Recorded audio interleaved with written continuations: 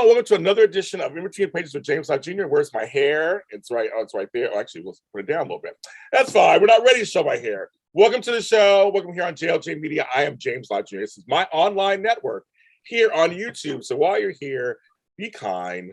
Hit the subscribe button. Just do it because you know you want to. Just do it. If you're new to the channel, if you are a regular member, thanks for watching the show. Well, as you know, I'm an author myself, and I love reading and reading other books from other authors, especially when they have representation. Representation matters. And this book came across my desk. The concept I liked a lot because I come from a family of magicians.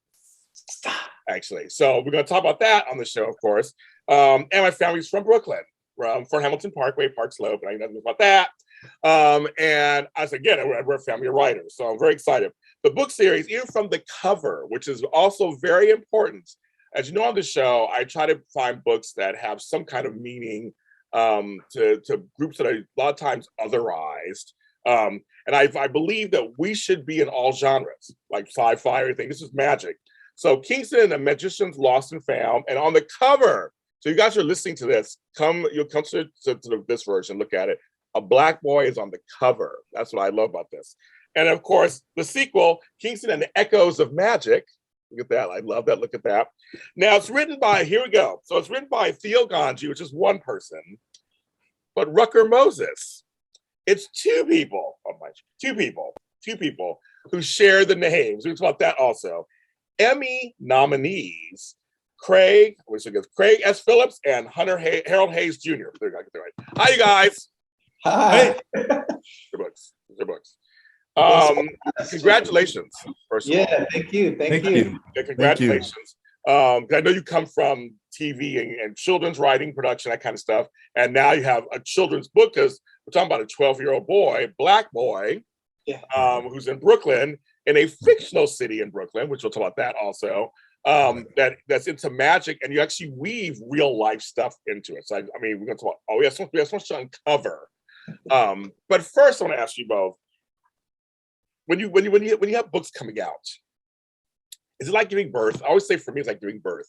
Like you have this project you worked on, you lived in it, it gestated, all this stuff, and then you're like, okay, today's release date. How do you guys usually feel on release date? Well, this is a second release date for us. Yeah. So the first one was just crazy, just unbelievable. Like, I mean, first of all, I never thought I'd be a novelist or on a novel. Like that just wasn't anything in my thinking. Like screenplay is great. We love that. We had a blast, when we do those, but a novel was just like, I just had not a frame of reference. So it was sort of like giving birth. I guess if I could imagine what that is, my wife would kind of slap me and say that's not possible for me. We know the assaults all the women in the world. We're not saying it's the same, but it is. What we're saying though, it's still this thing where you built it from scratch and you're producing it for the public to see. And it's something that you built. That it has that. It has those feelings, not the pain, all that stuff. I mean, but it has the feelings of you're presenting something to the world that you created from scratch. It's like an open wound that you put out to the world. It's like, hey, are you guys going to stab me in it further, or are you going to help me mend it together and love me? And so I felt like that's more of where that came from. The second one was just like an excuse for me and Craig to start up another thing too. So we're still going forward. That's right. And Craig, how'd you feel about these books releases? Well, I think I will, like Harold said, I will definitely not try to say that I know what the experience of giving birth is like. I have been there to witness it, but I do not know what it feels like. We know. I'm going to witness it too. But I will say it was a long labor, especially just the idea of the first book, because this is something that Harold and we had originally gotten into this idea with another friend of ours almost 10 years ago now. And we had developed it kind of as a TV series, and it's just gone through so many iterations, and it's just kind of something that we always stuck with. And you get somebody behind it. So like our good friend, Jane, who took it out to the book agents, like she got behind it and got more energy behind it. So you have these cheerleaders that like keep pushing you to go deeper into the book. And I think that, we really we kept finding new things and uncovering things that just came about in such interesting ways. You know, like you're just out in the world and you experience something, then you bring it to the book, and it just makes the book richer. And so, I mean, I think it was probably good that it went on that long, because in the end, it was a really rich story that we finally put together. And then, you know, hooking up with Theo, and Theo, you know, being from New York and living in Brooklyn, you know, then that's another dimension. So we just keep adding all these dimensions to it. And it was, yeah, by the time you finally get it out, it was great. And like the best thing for me was hearing my kids' friends talk about the book to me, because they're the ones that really know. Like they really get into the book. Right. And they know that they're doing shit. Yeah. So I love that part. Yeah, it's really a special experience. Yeah, because kids are honest. And, yes. If they're not into it, they're just like, I'm not into it. They're like, they don't care. You know, they don't care. You know, they don't care. They will tell you, oh my God, this book is horrible. Oh, I don't like it. They'll just call out little things. They'd be like, so what was that thing where did that plot line go? Or you know, there's little things you're like, oh, okay, you're paying attention. Yeah, they pay attention because they're pure. That's why they're still pure. They read everything is pure.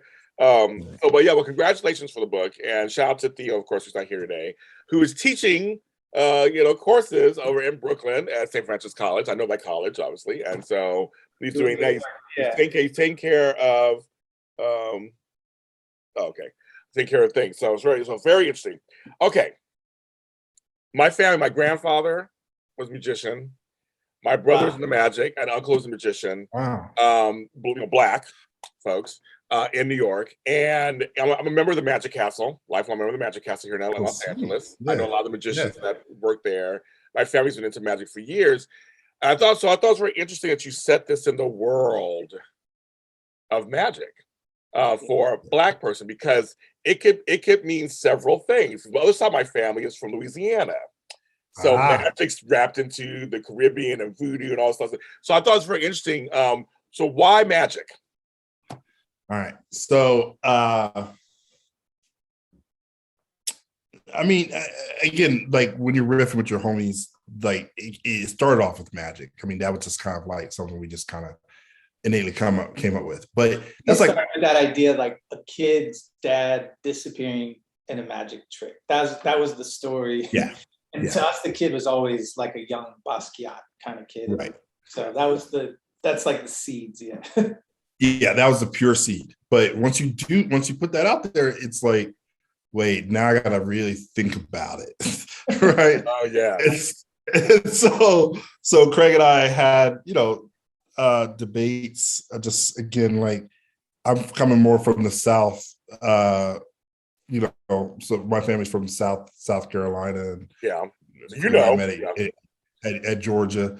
Yeah. So it's more, the magic, in my opinion, was a little more wrapped up in, like you said, like grimier voodoo and spiritualism and a little bit other kind of stuff, right? Yes. So you're talking about, so it's not always scary and like voodoo, but like just spiritual stuff. So when you saw like a trick happen and kind of like creeped you out, or you're like, yeah, we're talking about some stuff that's beyond humanity. And then the only practicing magicians that we really knew of or started talking about was like, Houdini and some of the the great magicians that we all know. But when you're in a story that has your main character as Black with a Black family of magicians, we kind of came to this crossroads of like, well, who are his heroes, right? Who can he look up to? And then Craig actually found a very interesting way in. Craig's at an Afrocentric. Craig, take it away. I got nothing to do with this. Craig's at an Afrocentric party. Like it's like Craig and I share a brain. Like we're gonna talk about that. I want to. Very looking at both of you guys. I'm like, what? So I want to know the whole how this came together. But yeah, Craig, please go ahead and talk about the way. Well, there was. Okay, I got to remember how this all started, but so there's this place in Lima Park in LA called the Hot and Cool Cafe. If you've been, it's fantastic. Yes.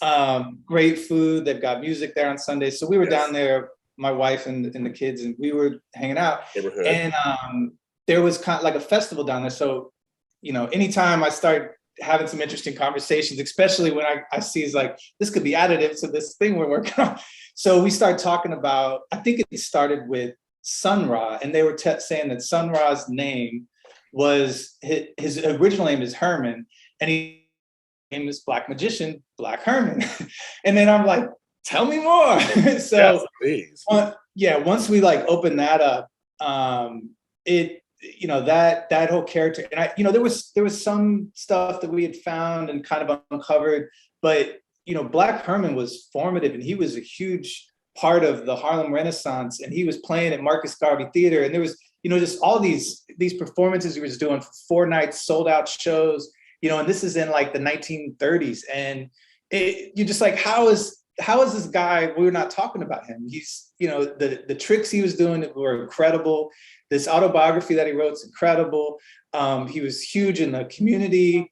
And, you know, and he was going down and playing shows in the South too. So, you know, we just started really diving into that. And then we kind of used that to build our lore about like this family. And like Harold said, you know, who did they look up to? And then, you know, there's just so much to pull from when you start going down that rabbit hole, for lack of a better word.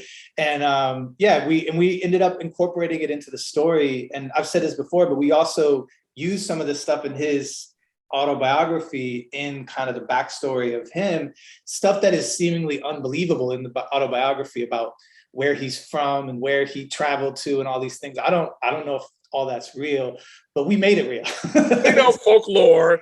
Yeah. Your aunties and uncles say things like, "Yo, back in the day," you're like, really? Yeah. I mean, it could have, stranger things have happened. Yeah. You know, where they embellish here and there for stuff. Yeah, no, and that's what magicians do. You know, they like they create a backstory for themselves because, and so, you know, it was a lot of fun, and that was a big key component, because I think it gave us inspiration for not just King, but his father and his uncles. And like, there's this lineage that's kind of been passed down in this community. And then, you know, it allowed us to kind of open up the fantasy part with that lineage as well. Now, was there any trepidation on adding a real life character, a person, it's just a person, into this fictional world? So Harold, I don't think so. I think we were just excited that we even kind of uncovered that, because again, like, one of the big questions I had, which I think you know, was sad to have that question, was, do Black people like magic? You know, you know, I mean, are we catering to the wrong audience here? You know, and I was just so excited to find out that there were, you know, performers, magicians, you know, practitioners who were doing this for much longer than I ever anticipated. So to include them was like, hey, I think, you know, it felt more like honoring them, you know, and being able to kind of like help tell their story in a cool way, you know. So I don't think we had any trepidation in doing that. If anything, there was trepidation because I think there's been so many stories that have fictionalized Houdini, or, you know, fictionalized the magicians from that golden age that a lot of people are familiar with, and then use them in stories in different ways. So if anything, we wanted to make sure we did want to ground it in some historical fiction, you know, but if anything, it was like, let's find a way into that in our own way. And so it's great. You know, we did a little video on Black Herman, and, you know, the stories just go on and on. It's really fascinating thing. Is there a spinoff happening? A Black Herman spinoff? Should be. Well, that's pretty cool. I'm just saying that. I'm just saying that out loud. I mean, you said possibilities are endless. You just never know. You never know, right? Yes. Well, let me ask you a question, James. Coming from a family that practiced magic, you know, how was that received in the community? Like, and how did they get into magic? Well, everybody was so excited. It was this thing. It's like, I can juggle. I'm part of the International Juggling Association. Like, it was always this thing. It was kind of like, you have this thing you could do that we can't do. Like, it was never anything super bad. We had a few members of my family who are very Catholic, so they didn't like that. That was not a good thing. But my grandfather, they didn't do anything. They weren't into voodoo or black magic. You forget, it wasn't that. It was just more, it's magic tricks. Right. It was literal tricks. It wasn't about conjuring spirits and reading tarot cards. So I have family members of my family who do that, who do have that stuff, that side of them. But for the answer to answer your question, for the folks that were strictly performing and had magic boxes of goodies, you said, the whole rabbit hole, started laughing, a rabbit, that kind of thing, and doves and all that kind of stuff. It was more like you could pull it out for any occasion. It was a fun thing. It was something you could use in the community. And it was received really well. There was never any, not hardly ever that I know of. My grandfather's dead, so I can't ask him now. Like I never did a story on him about, I wish I had, but I wasn't in this business yet by the time when he died. So it was years ago. I could ask him more about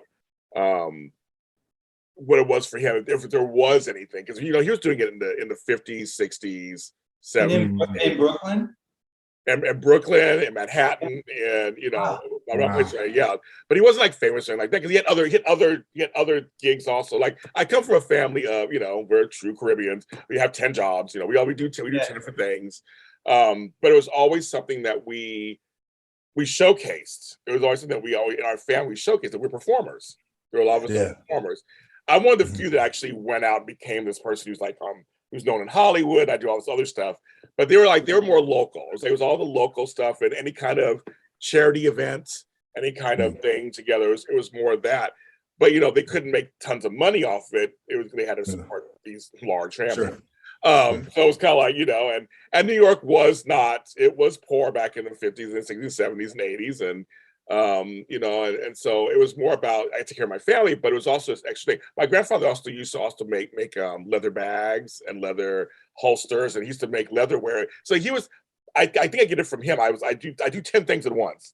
Right? So I think it's kind of like, it's very much this, you have all these things you can pull from, and like that. But it shows you that Black folks can do multiple things. We can do a lot of stuff. I mean, like, as well as our white counterparts, that we can actually do this. Like, there are Black folks who do magic. There are Black folks who do comedy. There are Black folks who do juggling. Like, a lot of people I saw juggling in my world, a lot of them are white. I'm one of the few Black ones. But we're out there. We are out there. There's no Black Juggling Association. Not yet. Not enough of us yet. But we're out there. And I think that's what's representation. And that's basically what they did. Yeah, we've met a few Black magicians as the book came out. We've done some conversations with them, like Eric Jones, and it's really interesting to hear, like, as kids, how they got into it and started doing it, and they're performing all over. And they, we kept trying to go back and forth, like, so did the book represent your experience getting into it and all this? And it's fascinating, like hearing. To bring it back to the book, yes, I like that part, because I was like 9-10 years old when I was first really exposed to it. Let's say I lie back. I probably was exposed to it much younger, but I finally was cognizant of what it was, like what magic is. And at first it was around my grandfather, and then my younger brother, who's 3 years younger than me, even younger than I am at the time. I was like 9 or 10. He was like 6 or 7. He was starting to get into magic. My grandfather was giving him magic books and giving him stuff to try, and he was trying it at a very young age. But my grandfather, I remember seeing him perform and going, "Wow, that's amazing!" And then going to the Magic Castle for the first time. They would let kids in for Easter brunch. There's only mostly adults, 21, a deal. But they let us kids, and my parents had the gold cards. Now I have it, and we could go in and see magicians. And so that was the whole thing. And I learned how to juggle at 9 years old. That was the first thing he taught me, was like, how you juggle. And I had 3 lemons in my backyard, and I was like learning how to juggle, and that's how it started. So reading this book, this kid is 12. I'm like, that makes sense, about the right time to where you're old enough to pick it up on some level and know kind of what it is that you're doing, I think. Yeah, and I think, like that age, this was kind of an important thing in the book too, is that you're at that age where any kid, and with anything that is magical, you start to question, is like, so is there real magic? Because when you're younger, you're thinking, what are they doing? They're like, there's something actually magical that they're doing here. It's not just a trick. And so I think that was an interesting kind of turning point of like where he's at in his life as a kid, is he's trying to figure out, is there real magic in the world? Yes, and also, so you said it in Brooklyn, which is folks who don't know this, the largest borough of the five in New York. If you know what a borough is, look that up. But the point is, it's the largest of the cities within the city, right? So, and I always laugh because my family was half in Manhattan from Spanish Harlem and half in Brooklyn. And back in the day when I was a kid, you didn't go to Brooklyn or you didn't go to Manhattan. You stayed in your borough. Even the cabs didn't go to Brooklyn. Like you couldn't get a cab to Brooklyn. Like you just couldn't do that. So I always broke the barrier going on the F train to go to Fort Hamilton Parkway. So I'm going to see Granny and over there in Brooklyn. They're like, okay, see you later. I think the F train, got Fort Hamilton Parkway, walk over to West Fourth, and I was by Ocean Avenue, and she was there till she died. So I mean, now I guess they call it Kingston now, whatever they call it over there, whatever the words they're using. I know they're trying to You changed it all, yeah. Yeah, I was like, when I was a kid, it was considered Park Slope, I guess. Then they were calling it Kingston at some point. Yeah. I guess, I don't know. So West Fourth and over there. But anyway, and when I was a kid, it was all West Indians and everything. Now it's all different now. But I thought it was very cool. It was set because Brooklyn, how important was Brooklyn, or I should say, how important was the location of this? It became pretty important, actually.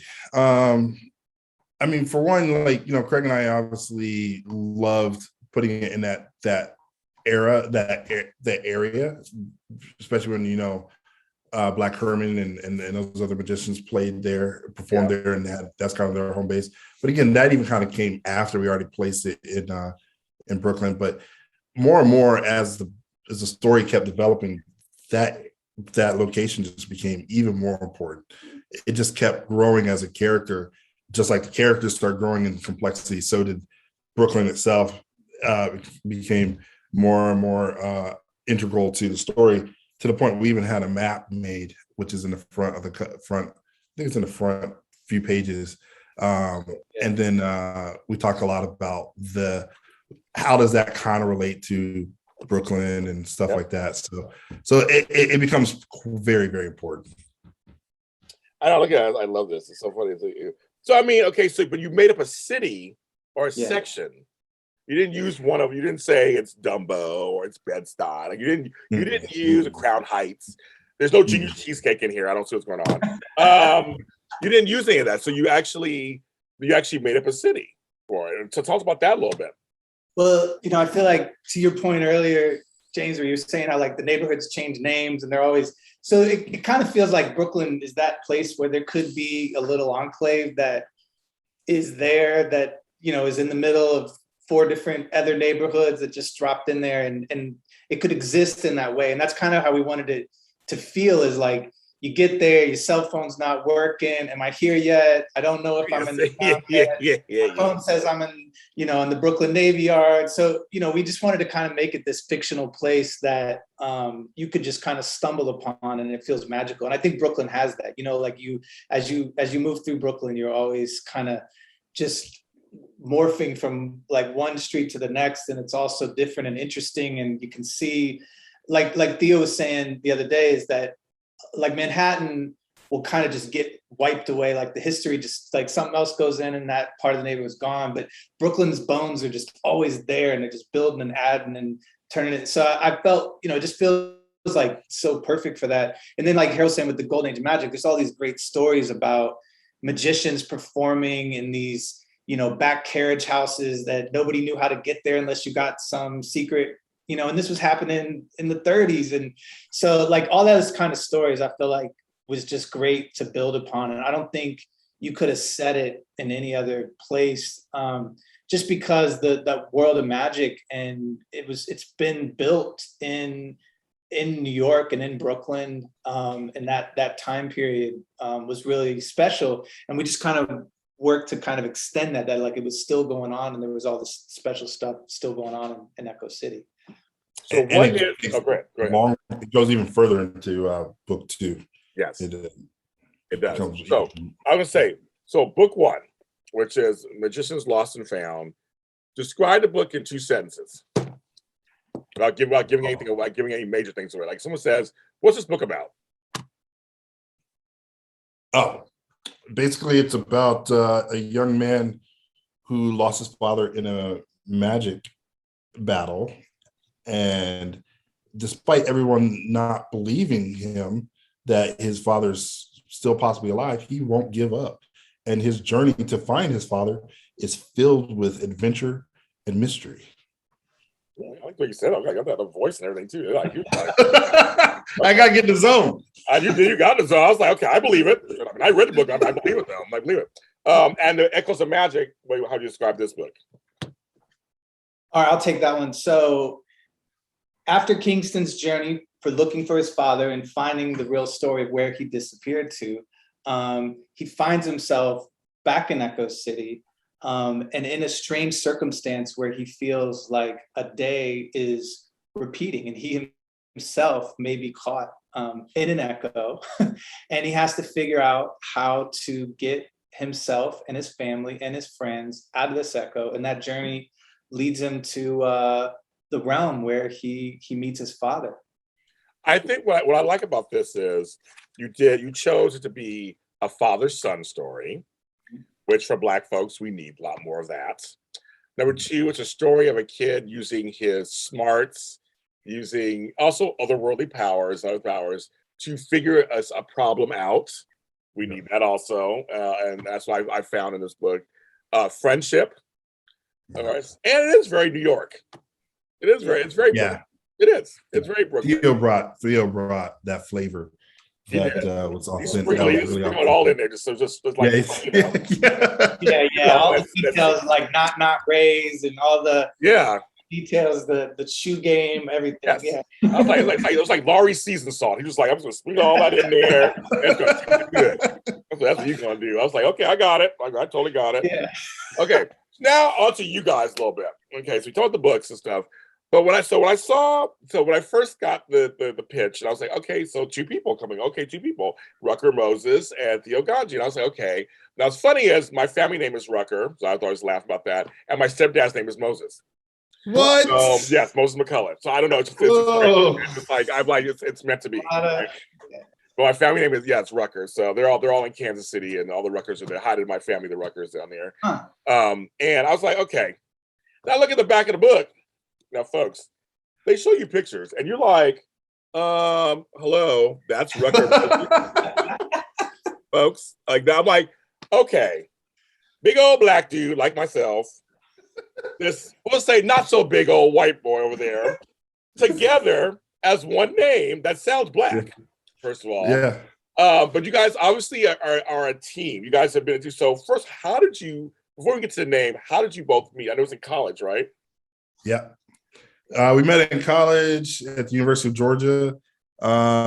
Craig was working on a show about the city around that we're at Athens. And so he needed some help on some graphics and stuff. And even before that, he had helped me, I think I was a little bit of a jerk in college. You're young, whatever. Yeah, I didn't really trust people to do some video stuff with us, but Craig really he did his thing on one of these little videos for me, and I try to pay him back by doing something with him, and we just kind of came with a mutual respect for each other. But wait, let's stop there for a second.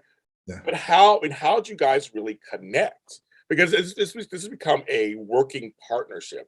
I have somewhere Flow of Voices was one of my collaborators. You did a show with them recently. I was wondering, it's something extra to be a collaborator. You're saying, what was it? What did you see? You saw some of his work, Harold. What was it about him that made you go, I do trust this dude. I want to help him. He had a point of view. Craig had a real point of view, even, and he was able to exert that point of view on something that I needed some help on. And that's where the respect came in. He had an artistic point of view, was able to execute on it at a drop of and obviously when I saw it, he obviously put a whole lot of work into it. And I was like, holy crap, this is someone that I'm definitely going to need to work with. And then we made a short film with another buddy of ours in Atlanta. Specifically though, Harold gave me some footage, right? So tell it, Craig. Tell us what's going on. Harold was, Harold was always, I think, like he said, he was doing his own thing because he was unsure of who he could trust. Like, I don't know if this person's going to shoot the thing the way I want it shot, or I don't know if they're going to light it. But he shows me all this footage, and a lot of it, from what I remember, this is 20 years ago, but he's got, I definitely remember there was a samurai sword, and Harold like revealing the samurai sword. And then there was some like walking through campus. And so, there was this vision that something was in, but I think when Harold came to me, he's like, man, I shot all this stuff. I know something's there. I just don't know what to do with it. And I think I need to hand it to somebody. And I was like, cool, let me see it. And so, yeah. And then we just went in on something like that. And then I think, yeah, you just start. But for you, Craig, so when you saw, like, what were some first impressions for you? I mean, I was just super impressed because especially in college, you hear a lot of people, especially like when you're in that film world, everybody's got, I got this script I want to write, I got this idea, and, as we all know, it's a lot of work. And I was impressed with Harold that he just went out and he just grabbed the cameras and he grabbed the lights and he had his ideas and he was making stuff. Yeah. And I just, I was definitely there was always like a gravitational pull to people that just got their hands dirty and were learning things. And he was, Harold was a really good editor at that time. And I learned to edit from Harold back then and all that. So yeah, it was just impressive about people that were just actually doing it and not talking about it. Yeah. We know how that is. There are folks who will talk some stuff to death. Yes. Like 5 years later, and you still haven't started that project? I've done 5 since then. Yeah. Okay, just checking. Yeah. They do talk. So then go ahead. Please go ahead. When we got to California, Craig and I somehow got to writing together. I think a couple of opportunities came our way, but we would, again, this is when we, before we kids and all that, would meet up like 3 or 4 times a week. Sometimes after work, sometimes on the weekend, and just write pages together. And it was just like, then you realize, like, man, we started building a library of content that was starting to get attention from some folks out there. So that's when I really knew, like, okay, well, we got a little job that came our way. We started the company up, and we just like, let's start this company. Let's do this together. That's what I asked you. So you got to California. This is great segues. I wanted to get there. So you're in California. You're out of college. Your IL experience is done. You both graduated, correct? Yeah. Okay. I think let's make sure. Some people were like, I had 1 credit left, and I just didn't. I'm like, okay, whatever. Just checking. So you both graduated and went to California. And like I said, you started coming together. Was it kind of like magic, so to speak? As I tie it down together, just that you guys just. Seriously, there was no real big effort about why you guys started collaborating. Is that what I'm hearing? On some level, just it was natural. I mean, there was a lot of effort. I mean, like, my wife had to be like, "Yo, you're cool to go out, and I won't see you for the day." And we really I'm sorry. No, about that. No, I mean, like, you guys continuing this partnership. I mean, like, was it more like? I mean, was that just kind of like it just seemed natural, or? Yeah, I mean, I think that was always the goal, and then it became our business, and now we've been owning this company together for 12 years. But the goal is always like, we got to figure it out where we don't have to go to work. Like, how can we make enough money doing our own thing that we can always just like be in the same vicinity to be talking about ideas and whatever we're doing, and then keep the creativity going. Get some jobs, chop it up, keep the skills sharp, keep the knife sharp. And that was always the goal, I think, is to just be like this clubhouse mentality. Like, if we were kids, we just want to be hanging out. And that was the genesis of Sunny Boy, really. Yeah. Well, I know above our front door, it says, "Every day I'm hustling." Yeah, that's right. I love it. No, seriously. Well, writing is I write, so I know what it's like. I have lots of audio drama and stuff. I do that. But I have some collaborators. And so what is it? So I'm going to ask you, Craig, first. What is it in general that Harold brings to your partnership? I would say the first thing, and I've always noticed this from the beginning, is that Harold brings an idea that I don't think like anyone in the universe would ever say. I like that. And I mean that in like the best possible way. Is like like, to give context, Harold, I know Harold well enough that I think his backstory informs a lot of this because he was a military kid. He always talks about like how when he was growing up in Germany, there was like a blackout of pop culture for him at those formative years that we all had. We all have the same references. Right. And Harold was just getting whatever he could get at the military base. So, you know, he has this reference for things that he grew up with. You know, he still knows the things that we all knew like in the 80s and all, but that he'll just come with these ideas. I'm like, what is that? So when you start building around an idea that is so unique, it's always a lot more fun to me than starting in a place that feels familiar. So that I think is a huge thing as far as our like story collaboration. And then when you're in like a jam and you're trying to problem solve, again, it happens again. It's like, where did you think of that? You know, and he just comes up with these such unique ideas all the time. So yeah. Well, and Harold, what does he bring? I would say Craig is a super producer. And in a way I would say that, I mean, that's kind of a broad term for what Craig really is. In that his friends, I've learned his friends that he's been friends with for a long time will say that Craig kind of like is wild and he'll disappear and all this kind of crazy stuff. So what I really think about it is that he's always game for the adventure, right? And that might mean vectoring. That might mean like you're in a jam, he'll find a way out, another side way out to figure something out. Like one time we were shooting on top of this rooftop, a short film, and it rained to start coming down, and we thought we were done. And Craig's like, "Well, let's just do this," and it was like, "Oh shit, yeah, excuse me, let's go do that." So we went and did that, and the next thing you know, it was like a better shot, right? And it was just like his ability to vector and change and find the adventure still and keep it going is critical, right? Because it keeps me from not losing steam or just getting stuck in the mud. And he definitely always has his brain going. But the other thing is Craig is honestly, he's a fantastic wordsmith, you know, when it comes down to, I would say like, you know, Craig loves dialogue. I love structure. So I love structure. I'm an editor. So I love like saying, hey, you know what? The turn's going to be down here. I can already see that six turns, you know, six degrees from now. You know what I mean? Craig will be like, yeah, well, I want to get a nitty gritty and talk about, does he say it like this and that? And I mean, and so it just kind of works together that way. So that's how our screenplays started going together. That's how the book really works a lot. Theo adds his own dynamic to it. But so I definitely like structure. I would say he's a wordsmith. When you guys were nominated for your first Emmy, what did that feel like? Oh, that was you know, pound the chest. But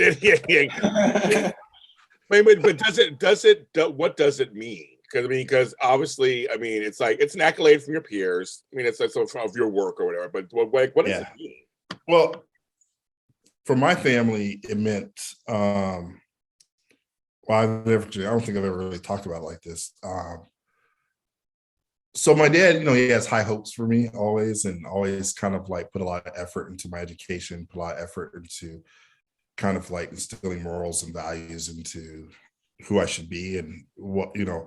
So because he didn't necessarily come up from a rearing that where they had as many opportunities and things like that. So in a way, I'm the example for the family to figure out how to succeed. So it was a lot of it was a lot of weight to carry. If you want to cry, you can. My show, it's fine. Yeah, black man crying, it's fine. But it meant a lot. It meant more of like the whole kind of ancestry, family upbringing. Getting that Emmy nomination. Yeah, I mean, there are a couple others who are already out there doing their thing, but when you say Emmy and it becomes such a universal award that people understand what that means, then it was a big deal. Yeah. Craig, what about you? Yeah, I mean, I think the same in that. What was always so interesting about it is that Harold and I had just been, it was also raw, like the way we had started working creatively, you know? like we didn't have any career. We didn't know what we were doing. We were just young and like 19 years old in college, just goofing off. And you're always thinking in the back of your head, you're like, is this going anywhere? Like, what are we doing? And for that to come around the time, like I think my wife was pregnant, Harold already had his daughter Solaris, and it was like, it was just, you just started to feel like, okay, all of this is it. We have been actually going somewhere with our creativity, and we're all, like working towards something. And it was a big thing. And then, the same thing, obviously, with the family. Same thing with Harold and I both share this high regard for our fathers. Obviously, we're writing a story about dads, but Yes. same thing. My dad came from nothing and built his whole life, and all he wanted was for us to have something different than he had. And you feel it in those moments for sure that you got there. Yeah. Yeah, no, I mean, I always tell people, no one's an overnight sensation, right, so to speak. It's like there's a lot of years, blood, sweat, and tears that go into a book, go into a screenplay, go into a show. I mean, like, this is not, I've been in this business 14 years, but I've been doing stuff even before that, like before that led me to the business, that led me to, like, this isn't overnight. You guys are working together since college. I mean, it's a long time. It's a long time. No, it was a while. 5 years ago. No. I know, it's like, oh my God, I mean, it's not like that. You guys, they're younger than I am, folks. They're younger than I am. I would say that it's just, but you've been working on this more than a year or two. Like, you've been working on it for a while, and you said you had lots of writing sessions and having to work jobs to pay bills, and I mean, like, all that, right? Yeah. Well, that's the other thing, is the stick and stay, right? The stick and stay between us, to get through all life's hurdles together. It's been a blessing. It's been awesome to have a buddy that'll do that with you. I mean, like so Craig's like he's my second marriage, right? Yeah, that's what we're talking about, right? Basically, yeah, I get that. Right? It's like, because you're in business, and they got to know. He's got to know what my taxes are like. He's got to know everything, right? I feel like, dang, is it like that? It's like that. Yes. And to have trust to stick and stay through all the hurdles that you face in business, and then let alone putting your thoughts out creatively and trusting and saying, like, is this person going to validate or believe in what I'm talking about, which is something weird. You may have like a really personal dream and you put it into something. It's a blessing.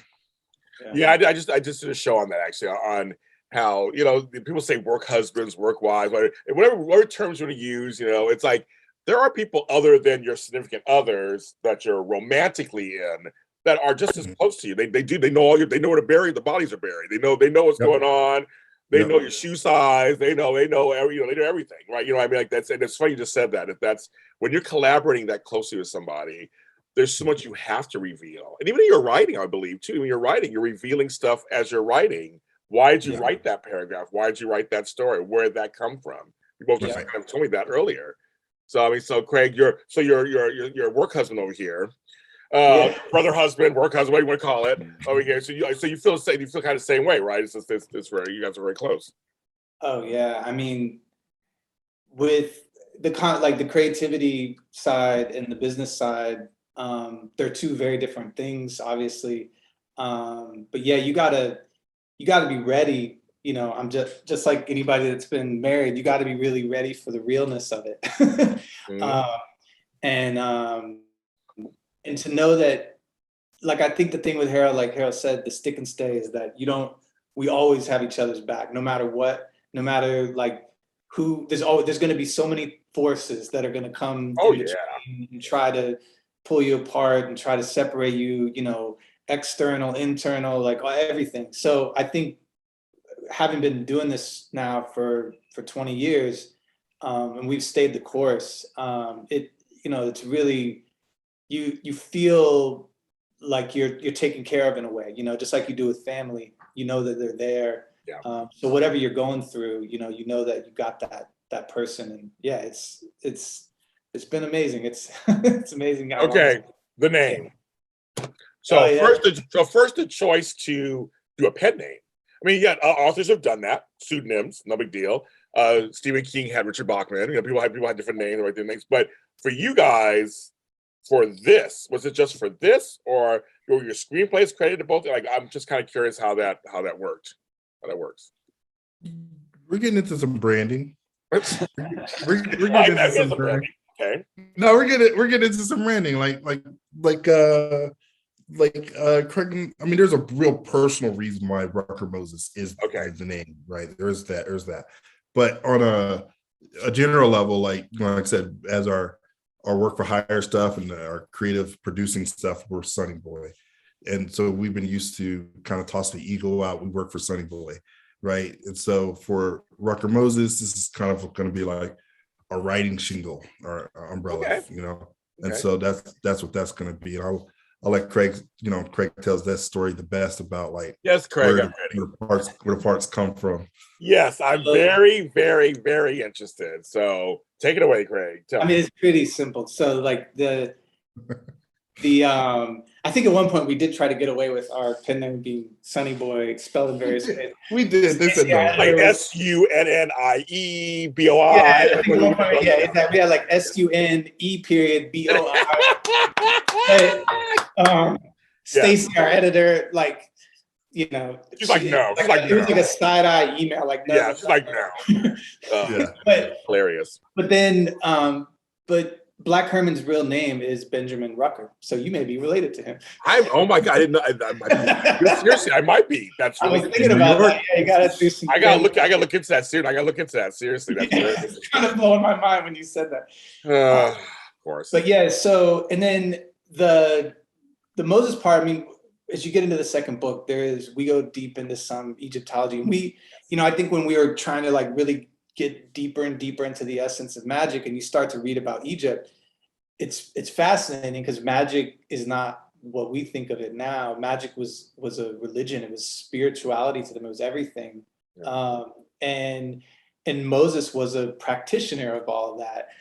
So if you look at somebody like Moses, he was a very magical individual, so, all these things and these stories about Moses and things that they say that he did, who knows who knows what the real story is, just like we said with Black Herman. So we just thought, that was a kind of a good combination. And of course it sounds great. So yeah. I was thinking a big old black man, big dark skin. Rucker Moses. Yeah, 6'5", 200 pounds, big beard. I'm like, I was waiting for that. And I was like, oh no, it's these two. Oh, okay. That's something. We've been subverting expectations for a while. And good for you. Right? Good for you. They can't put you in a box anywhere. Screw that. No. They can't do that. But yeah, Sonny Boy Productions. So okay, so right now, so are you? Because I know he's in LA. So Harold, are you in LA too? Are you doing both? I'm currently in Atlanta. I just moved back to Atlanta. I moved back. Okay.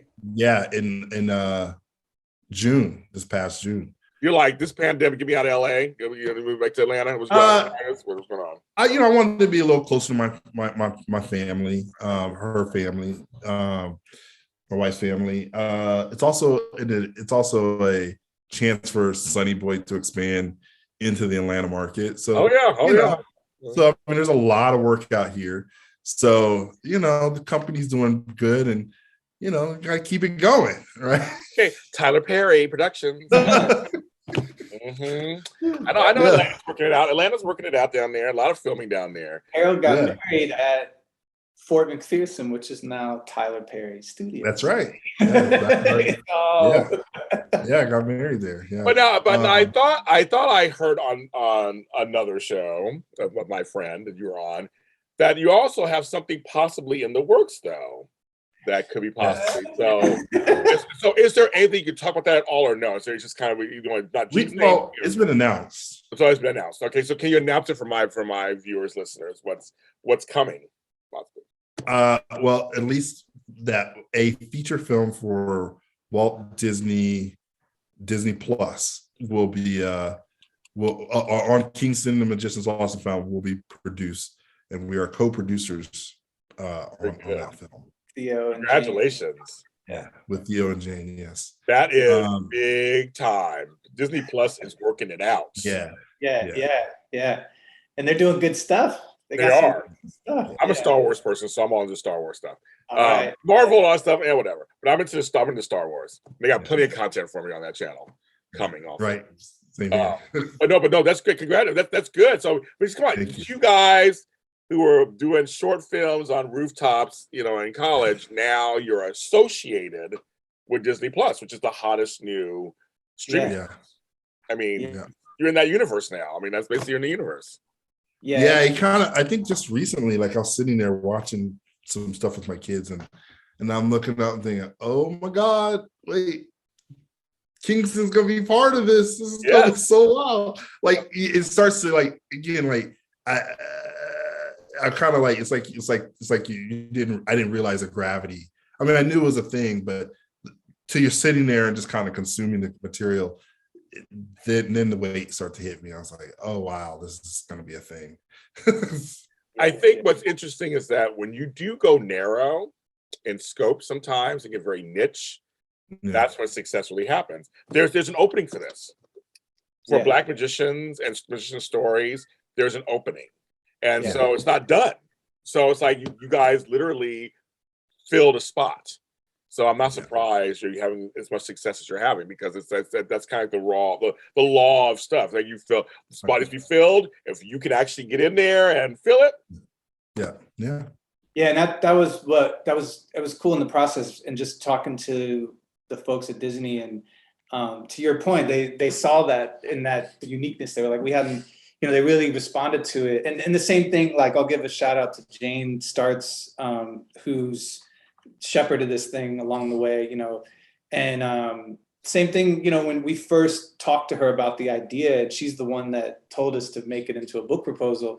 She like there was something there that she saw that she hadn't seen before. So it's nice when, when people recognize that and that's what they're going for. They're looking for something different. So yeah, it's fun. Well, Jane, thank you, because there's no man's an island. You need help. You need a connection. That's very important. But no man's an island. You need people to recognize what you do actually makes a difference and matters to somebody. And these books do. Kingston and Magic Lost and Found. This book here, folks. And then Kingston's Echoes of Magic. This is a book right here. He has it too. He has it, and Harold has this in his mind. He has books. But we have them right here. We have them. Get them where all books are sold, folks. You don't have to even leave your house. Just go on Amazon and get it. You don't even leave your house. Just just get delivered to your house. It's fine. It's also got a good audio book too. You and Harold, do you do the voice? No voices? I didn't do the voice. I didn't do it. Kingston Echoes of Magic, our friend Zeno, who we've known Zeno a long time since he's now doing a lot of voiceover for anime and Disney and Cartoon Network. But he ended up doing the audio book for the second book, Zeno Robinson. That's very cool. Use your friends. I like that. Lift everybody up. Guys, thanks for being on the show. And when your show goes to Disney Plus, or the whole thing, you move whatever, you have to come back on the show and talk about it. We have to talk about it. You got it. Yeah. Love to. You guys are great. Tell them where they can find you on like the social medias, find your companies, your chance to promote the F out of yourselves. Go right ahead with that. RuckerMoses.com. Our Instagram is rucker.moses. So there's a lot of fun stuff up there. Same thing on Twitter, rucker.moses. So at rucker.moses, you can find us on the socials. What else, Harold? If you're interested in Sunny Boy, it's SUNNY VOI entertainment.com. Sunny Boy Entertainment. Yeah. There you go. Go ahead and check them out. Please tell them James sent you. Yeah, please do that. You can find me where all James Lott Jr.'s are sold, at James Lott Jr. and all social media platforms. Art is important. Support the arts. Whether it's magic or juggling or author, writing books, writing, spoken word poetry, music, painting, acting, musicianship. The arts are very important, and representation is very important too in the arts. So support artists who may not look like you, who may look like somebody different, or who do look like you. Support them, check them out, see what they're doing, see what they're picking up. Pick up a book and read it, and see what they're doing. I think we need to do much more lifting up these days and supporting everybody who are creatives. We love creatives, and they're special to our society. Everyone, please have a great holiday season, and we'll see you next time.